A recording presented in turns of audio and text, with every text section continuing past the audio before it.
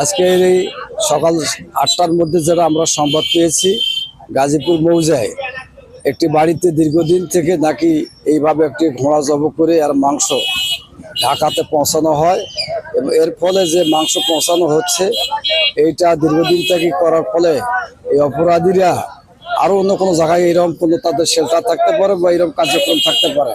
কাজে এলাকার যে কোনো জায়গাতে এরকম ঘটনা ঘটলে দ্রুত সময়ের মধ্যে আইনের প্রক্রিয়ায় সংবাদ দেওয়া বা সাংবাদিককে সংবাদ দেওয়া একেবারে জরুরি। আমাদের নবাবগঞ্জ থানার বিনাদর ইউনিয়নের গাজীপুরে যে ঘটনা ঘটেছে, এমন একটি বাড়ির মধ্যে দীর্ঘদিন থেকে এই কার্যক্রম চলার পরেও সেখানে কোনোভাবেই মানুষ জানতে পারে নাই। আজকে সকালে কোনো না কোনোভাবে গোপন তথ্যের ভিত্তিতে মানুষ জানতে পেরেছে, পুলিশ প্রশাসন এসেছে এবং নির্বাহী অফিসার এসেছিলেন।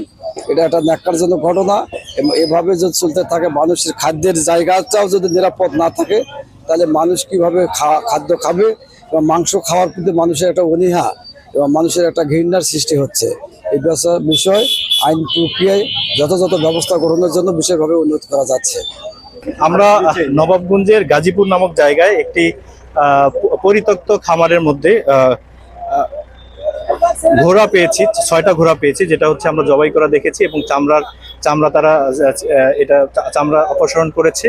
মানে অবস্থা দেখে মনে হচ্ছে যে এই মাংস হচ্ছে অন্য কোথাও বিক্রি হবে এবং 2জনের সাথে 3জনকে আমরা ধরেছি। এর মধ্যে একজন হচ্ছে মোহাম্মদ আবদুল্লাহ, ওর বাড়ি হচ্ছে নেত্রকোনা, মোহাম্মদ রুবেল, ওর বাড়ি হচ্ছে রংপুর সদর, এবং একজন হচ্ছে রবিউল ইসলাম, এর বাড়ি হচ্ছে নীলফামারীতে।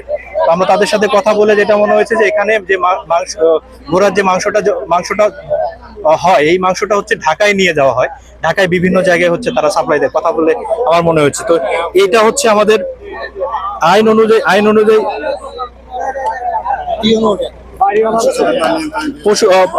পশু জবাই ও মান নিয়ন্ত্রণ আইন 2011 অনুযায়ী তারা যে 3জনকে ধরেছি তারা হচ্ছে অন্যায় করেছে এবং এটা হচ্ছে 4 ধারায় অপরাধ হয়েছে এবং 24 ধারায় এটা সর্বোচ্চ সাজা হচ্ছে 1 বছর জেল।